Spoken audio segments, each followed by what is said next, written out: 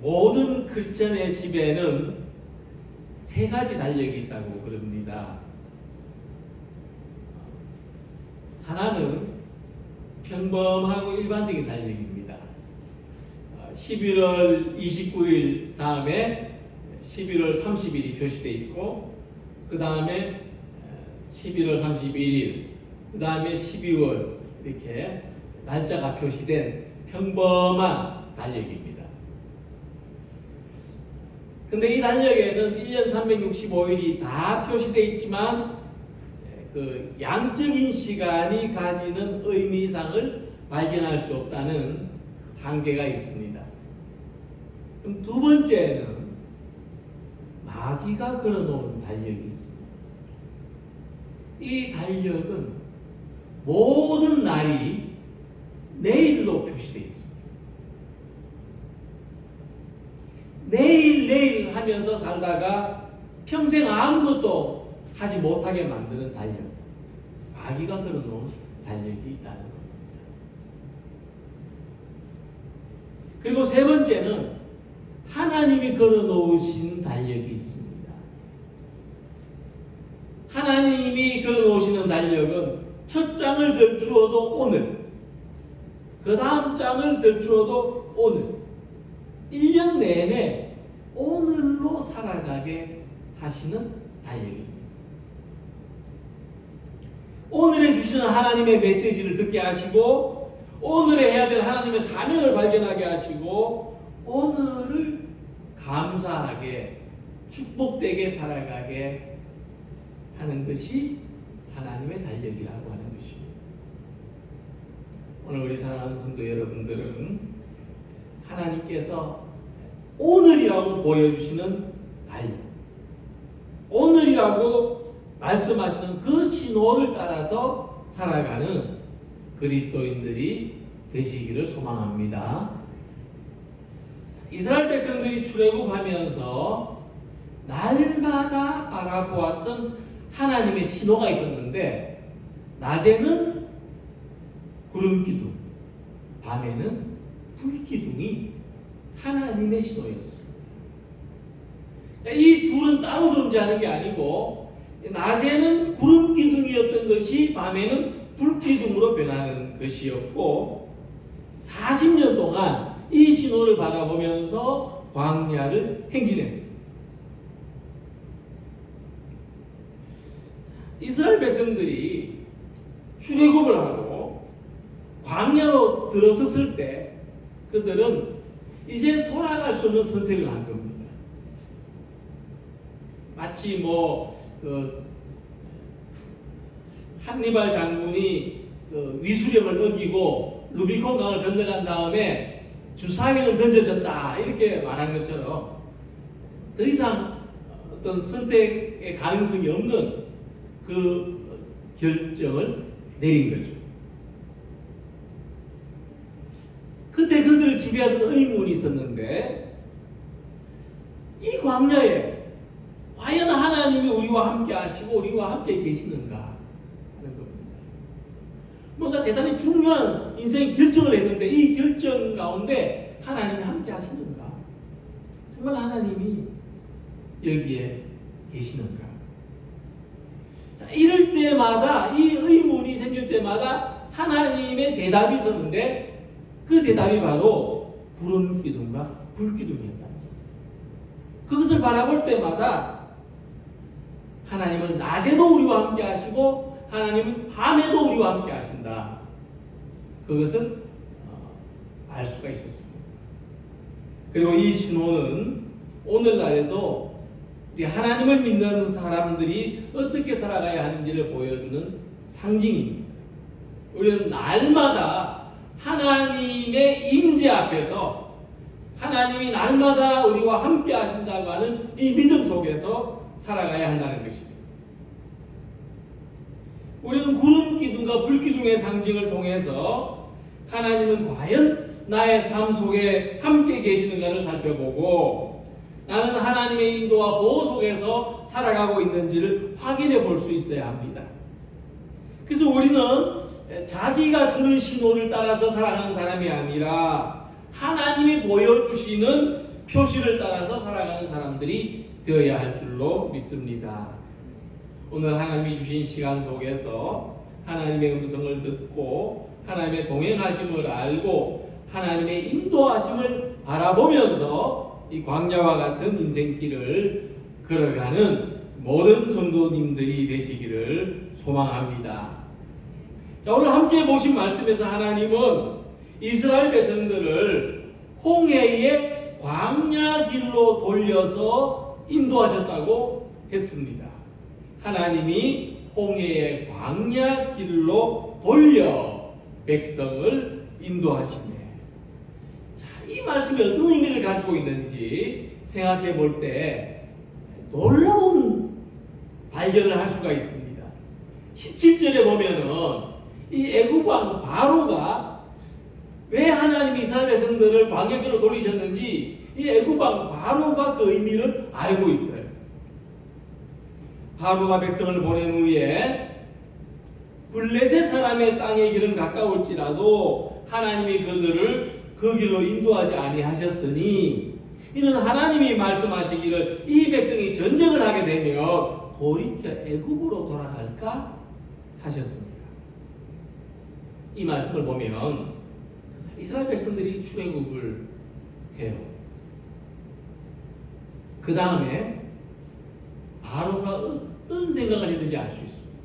그냥 가만히 구경하듯이 강 건너 불구경하듯이 그렇게 바라보지 않았을 거 아닙니까? 자기들이 노예로 부리는 백성들이 지금 엄청난 인원이 자기의 권한과 통제에서 벗어나서 해방돼서 나가고 있는데 그것을 바라보는 바로가 어떤 마음을 가졌을까? 이 바로는 이스라엘 백성들이 이 길이 넓고 행진하기 좋은 블레셋 사람들의 땅 해변길로 갈 줄 알았다는 겁니다. 예상 경로였어요. 그런데 예상치 못하게 이스라엘 백성들은 광야길로 나가고 있다는 보고를 받습니다. 이게 뭐지? 왜 좋은 길 놔두고 왜 광야의 길로 가지? 왜 바로 갈 수 있는 좋은 길을 두고 고생스럽게 광야의 길로 갈까? 왜 돌아서 갈까? 생각해 봤더니 이것은 블레셋 사람들과의 마찰, 전쟁을 피하기 위한 하나님의 계획이었구나. 그래서 깨달았다. 그러니까 사람이 세운 계획은 그냥 좋은 길로 가는 것인데 그러다가 이제 해변길로 가다가 블레셋 사람들의 영토에 들어가면 반드시 블레셋 사람들이 막았을 것이고 그러면 전쟁을 하게 될 것이고 그러면 길이 막힌 이스라엘 백성들이 다시 애굽으로 돌아올 거라고 기대했는데 이 바로의 생각이었어요. 저것들 가만히 놔두면 좋은 길로 가다가 반드시 부딪혀가지고 애굽으로 돌아오게 돼 있다. 그랬는데 처음부터 광야로 들어간 걸 보니까 이거는 사람이 생각하고 사람이 계획한 것이 아니라 하나님께서 인도하신다는 것을 깨닫게 됐다는 겁니다. 다윗이 사울에게 쫓길 때 어디로 도망다녔는지 아십니까? 바로 광야로 도망다녔어요. 다윗은 자기를 따르는 부하들과 함께 광야로 들어갔습니다. 그러니까 광야는 이 수시로 지형이 바뀌고 은신처가 많아서 사울이 쉽게 추격해 오지 못합니다. 그래서 보면은 그 굴 속에 다윗이 숨어 있는데 사울은 그것도 모르고 거기에서 볼일을 보러 들어가 있다가 다윗이 살짝 옷자락을 빼는데도 몰랐어요. 그러니까 광야는 다니기에는 고생스럽지만 그 지형을 잘 이용하면 오히려 안전한 곳입니다. 그래서 하나님은 이스라엘 백성들을 광야의 길로 인도하신 것입니다. 근데 광야는 반드시 길잡이가 있어야 됩니다. 그래야만 다닐 수가 있습니다. 그럴 때 하나님은 구름 기둥과 불 기둥으로 길잡이를 해주셨다. 이스라엘 백성들은 비록 고생스러운 광야의 길로 행진하게 됐지만 하나님께서 구름 기둥과 불 기둥으로 길잡이를 해주신 덕분에 블레셋 사람들과 전쟁도 피하고 그들의 목적지를 향해서 안전히 나아갈 수 있게 된 것입니다. 많은 사람들은 좋은 길, 넓은 길로 다니기를 원합니다. 많은 사람들은 하고 싶은 것을 하면서 누리고 싶은 것을 누리면서 편안히 살기를 원합니다. 이스라엘 백성들이 출애굽할 때도 이런 기대와 이런 소망이 있었을 것이라고 생각합니다. 그들이 이제 고생이 끝났고 이제 그들은 내가 원하는 대로 자유를 누리며 마음껏 살아갈 수 있을 것이라고 기대했을 줄 압니다. 그런데 물도 없고 그늘도 없고 길조차 없는 광야길로 접어들었다는 것을 알게 됐을 때 하나님을 얼마나 원망했겠습니까? 오늘 사는 것이 왜 이렇게 힘들고 어려운가? 우리가 가는 길이, 우리 교회가 가는 길이, 내 삶이 가는 길이 이 광야의 길과 같다고 생각할 수도 있을 것입니다. 그러나 한편으로 우리는 이 광야의 길에서 바라보는 구름 기둥과 불 기둥을 통해서 우리가 가는 길이 하나님의 선하신 뜻과 선하신 계획이 있는 여정이라는 것을 발견할 수 있는 우리 모두가 되시기를 소망합니다. 그리고 이 힘들고 이 어려운 길을 갈지라도 하나님이 함께 하신다는 것을 발견할 때 우리는 조금씩 나아지고 있음을 알아볼 수 있을 줄 압니다. 오늘의 힘겨움이 오히려 우리 영혼을 보호하고 우리가 가야 할 목적지까지 안전히 데려가기 위한 하나님의 계획이라는 것을 발견할 수 있는 성도님들이 되시기를 소망합니다. 믿음의 여정에서 대단히 중요한 것은 날마다 구름 기둥과 불 기둥을 바라보는 것입니다. 믿음의 여정에서 대단히 중요한 것은 날마다 우리를 대신해서 고난받으신 예수님의 십자가를 바라보는 것입니다. 오늘 살아낼 수 있도록 힘 주시고 위로함을 주시는 도우심으로 말미암아 광야의 결핍 속에서도 은혜와 사랑을 발견하고 경험하며 그 안에서 살아가는 우리 모두가 되시기를 소망합니다. 민수기 9장 16절 아래에는 구름 기둥과 불 기둥을 따라서 살았던 이스라엘 백성들의 모습이 나타납니다. 항상 그라하여 낮에는 구름이 그것을 덮었고 밤이면 불 모양이 있었는데 구름이 성막에서 떠오르는 때에는 이스라엘 자손이 곧 행진하였고 구름이 머무는 곳에 이스라엘 자손이 진을 쳤다고 했습니다. 이스라엘 백성들은 이 구름 기둥과 불 기둥의 신호를 삼아서 장막을 쳐야 할 때 장막을 치고 또 장막을 걷고 행진해야 될 때 장막을 걷고 행진하고 이렇게 따라갔다는 거예요. 근데 본문의 말씀을 보면은 그들이 어떤 곳에서 장막을 치고 어떤 곳을 출발했는지가 나타나는데 그들이 숲곳을 떠나서 광야 끝 에담에 장막을 치니 하고 말씀했습니다. 이 숲곳은 출애굽한 이스라엘 백성들이 1차로 장막을 쳤던 장소고 에담은 2차로 장막을 쳤던 장소입니다. 거기서 그들이 며칠간 있었는지 알 수 없지만 구름 기둥과 불 기둥을 따라서 행진하다가 숲곳에 장막을 치고 또 그 장막을 걷고 행진하다가 에담의 장막을 쳤다 이 말씀이죠. 숲곳은 이스라엘 백성들이 출애굽을 시작한 곳 람셋에서 약 52km쯤 떨어진 곳입니다.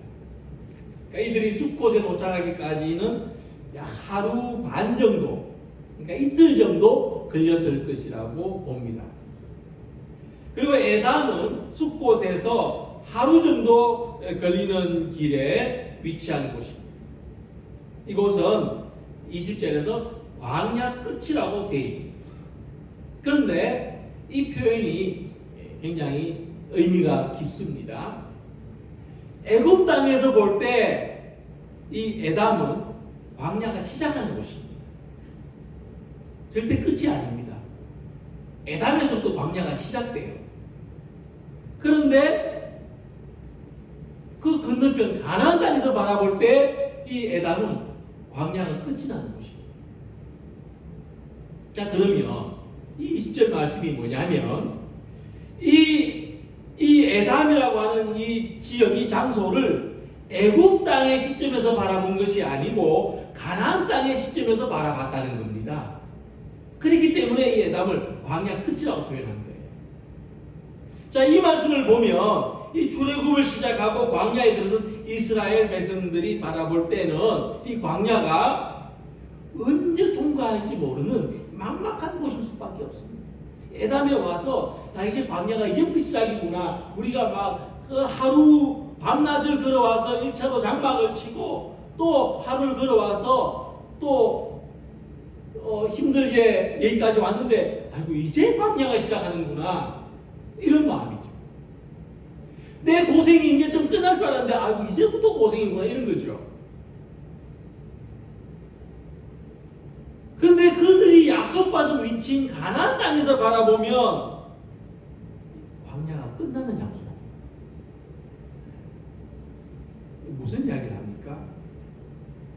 저는 가끔 삶이 힘들다고 느껴질 때, 앞으로 살아갈 날이 막막하다고 느껴질 때 현재를 바라보는 시점을 한번 바꾸어서 바라볼 필요가 있다고 생각합니다. 앞으로 가야 할 길을 바라보는 것이 아니고 지금까지 왔던 길을 바라보는 이런 시각이 필요합니다. 지금까지 지나온 삶을 한번 돌아볼 필요가 있다고 하는 것입니다.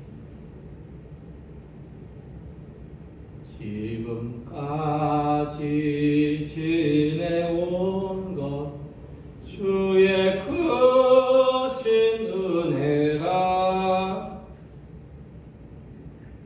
지금까지 지내온 것이 주님의 크신 은혜. 한이 없는 주님의 사랑 어찌로 말할 수 있어요? 우리 여전히 힘든 삶을 마주하고 있지만 지금까지 지내온 삶을 한번 돌아보면 한이 없고 헤아릴 수 없는 주님의 은혜가 여기까지 인도해 주셨다고 고백할 수밖에 없습니다. 그러나 이 고백은 모든 사람들이 할 수 있는 고백이 아닙니다. 지금까지가 주님의 은혜라는 고백은 어떤 사람들이 할 수 있는가 하면 광야에서 고생스러운 아침을 맞이하고 그 뜨거운 태양빛 아래서 힘든 삶을 살아왔지만 하지만 날마다 구름 기둥과 불 기둥을 바라보면서 믿음의 길을 가려고 했던 사람들이 이 고백을 할 수 있다는 겁니다. 지금까지 지내온 것 주의 크신 은혜라. 이 광야는 낮에는 뜨거운 태양이 자결하고 밤에는 살레는 추위가 엄습합니다. 그러나 낮에는 구름 기둥이 시원한 그늘을 만들어주고 밤에는 불 기둥이 춥지 않게 해주었습니다. 이스라엘 백성들이 그럼에도 불구하고 가는 이 여정을 환하게 밝혀서 지켜주시고 보호해주시는 하나님의 은혜. 앞으로 갈 날은 까마득하게 멀었지만 그러나 지금까지 지내온 것을 돌아보니 주님의 크신 은혜라고 고백할 수 있는 것입니다. 하나님께서 우리들의 삶을 쉬운 길로, 편한 길로, 아주 뻥 뚫린 길로 바로 가게 하시는 것이 아니라 후비후비 돌려서 가게 하시는 것은 우리가 아직 무엇이나 소화할 수 있을 만큼 그런 성숙하고 완전한 사람들이 아니라 아주 어리고 약한 사람들이라는 것을 아시기 때문입니다. 우리가 전쟁을 마주치면 애굽으로 얼른 돌아가 버릴 것을 아시기 때문입니다.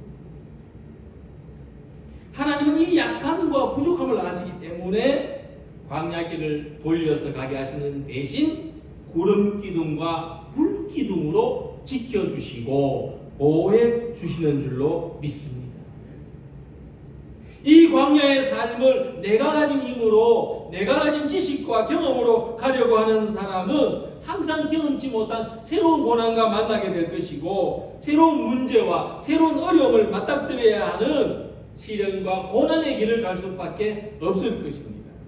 그러나 지나온 삶이 하나님의 은혜였다는 믿음의 고백으로 바라보는 사람에게는 이 또한 감당할 수 있는 길이라는 것을 깨닫고 발견하게 되는 것입니다. 돌아서가는 광야에서 숨겨진 은혜를 발견하고 구름 기둥과 불 기둥을 바라볼 때마다 위로와 용기를 얻어서 오늘의 가야 할 만큼, 오늘의 여정을 나아가는 우리 모두가 되시기를 소망합니다. 이스라엘 백성들이 애굽에서 약 430년을 살았습니다. 대단히 긴 세월이죠. 근데 이 430년을 살았던 애굽 땅을 떠나는 게 결코 쉬운 일이 아니었습니다.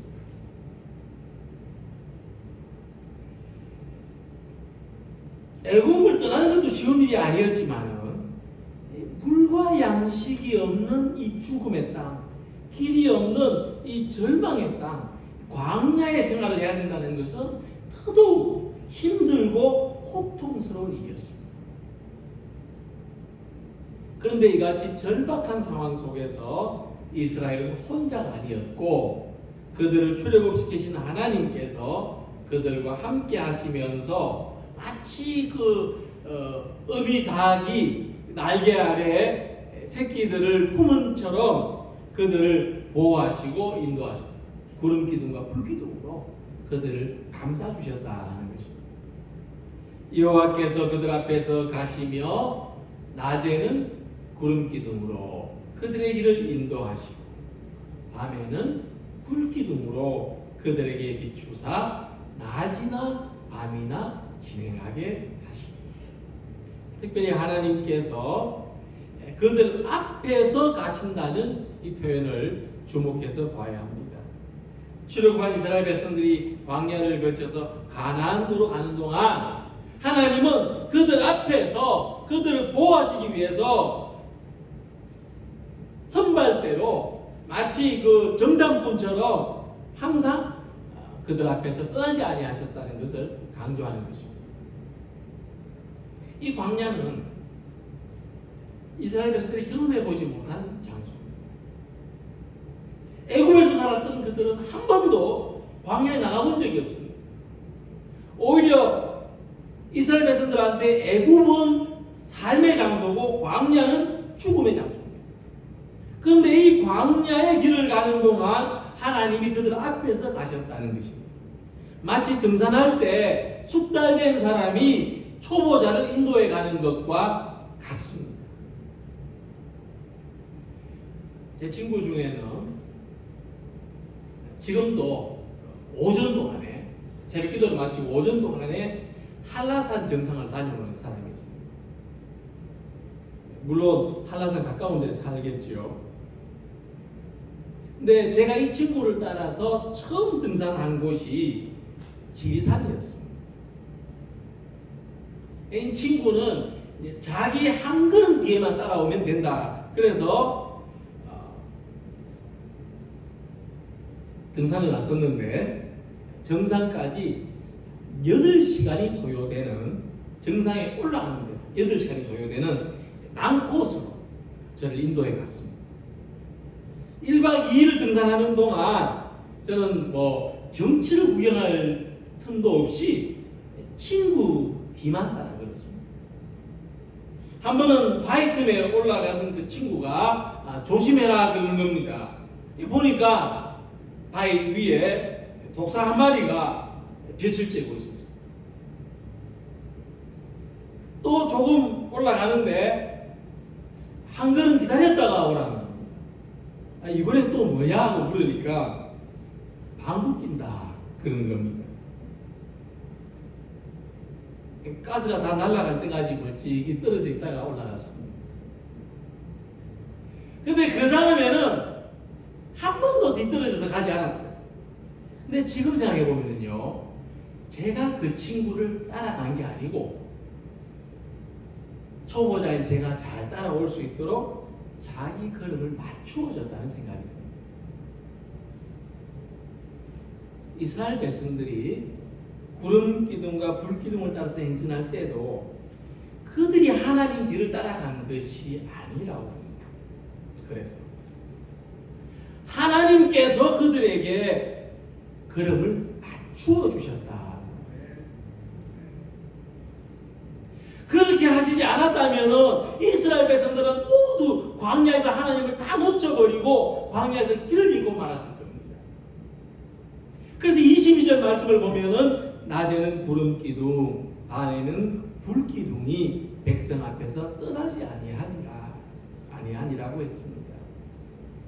하나님은 우리들이 따라오든지 못 따라오든지 버려두고 하나님 페이스대로 혼자 가시는 분이 아니십니다. 하나님 우리들에게 걸음을 맞추어 주시나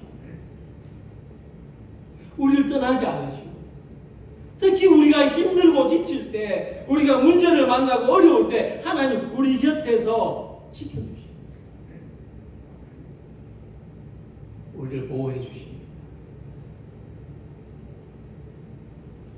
광야를 살다라는 책을 보면 이 다윗이 이 시편 23편을 썼는데 이 다윗의 명작 아닙니까? 이 시편 23편은 광야에서 노래하는 시라고 하는 설명이 있습니다. 이제 이분이 책을 쓰는 분이 광야를 생활해 보니까 이 다윗이 이 시편은 분명히 광야에서 썼다, 그런 통찰을 얻게 됐다는 거죠. 그래서 이 시편을 광야에서 썼다는 생각을 하면서 묵상해 보면 이전에 발견하지 못했던 놀라운 깨달음을 얻습니다. 그러니까 목자이신 하나님께서 이제 푸른 풀밭과 맑은 시냇물가로 인도하신다고 하는 이 말씀을 보면은 이 푸른 풀밭과 맑은 시냇물가는 어떤 초원의 광활한 풀밭이나 어떤 큰 강물이 아니라 광야에서 만나는 아주 작은 풀밭, 그리고 바위 틈에서 흘러나오는 작은 물줄기라는 거예요. 그러나 광야이기 때문에 이 비록 작은 풀밭이라도 이 졸졸 흐르는 물줄기라도 귀한 것이다 말씀입니다. 광야를 경험해 보지 않은 사람은 이 풀밭의 소중함, 이 작은 물줄기의 소중함을 알지 못할 것입니다. 그래서 하나님이 인도하시는 광야의 삶은 이와 같다고 하는 것입니다. 오늘 우리의 삶은 아주 넓은 길, 좋은 길로 포장된 삶이 아니라 비록 돌아가는 길, 비록 험한 골짜기와 같은 길일지라도 그 속에서 하나님께서 푸른 풀밭과 또 맑은 시냇물, 졸졸 흐르는 그 시냇물가로 인도해 주시는 은혜가 있는 삶이라고 하는 것입니다. 그러므로 시편 23편 4절에 이런 말씀이 있습니다. 내가 사망의 음침한 골짜기로 다닐지라도 해를 두려워하지 않을 것은 주께서 나와 함께 하심이라. 주의 지팡이와 막대기가 나를 안위하시나이다. 하나님은 어떤 생명도 살 수 없는 광야의 골짜기, 한 번 빠지면 헤어나올 수 없는 광야에 사는 짐승들도 살아남을 수 없는 그 죽음의 골짜기를 가는 동안에도 우리를 지키시고 보호하시고 함께 하신다는 말씀입니다. 오늘 저와 여러분들은 매일 신장로, 아주 크고 넓은 길을 가는 그런 사람들이 아니라 매일 좁디 좁은 멀고도 돌아서 가는 광야의 길을 가는 사람들이 아닐까 생각합니다.